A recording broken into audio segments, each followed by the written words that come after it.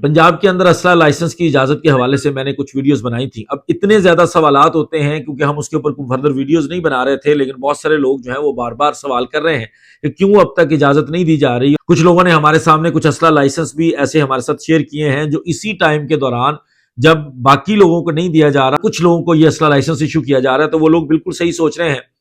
اس وقت بھی اسلحہ لائسنس ایشو ہو رہے ہیں. کچھ دن پہلے تک کی تاریخوں کے اسلحہ لائسنس بھی ہم نے دیکھے ہیں اور بالکل ویلڈ اسلحہ لائسنس دیکھے ہیں، جس سے یہ ظاہر ہوتا ہے کہ برابری کی سطح پر اسلحہ لائسنس نہیں دیا جا رہا. لیکن سپریم کورٹ آف پاکستان کے سامنے ایک پروسیڈنگ آنے کے بعد، اس میں سو موٹو آنے کے بعد، سپریم کورٹ کی طرف سے ایک سو موٹو لینے کے بعد یہ چانسز ہیں کہ آنے والے وقت میں جو اسلحہ لائسنس ہے اس کو پاکستان کے آئین کے آرٹیکل 25 کے مطابق، جس کے مطابق تمام شہری ایکول ہیں،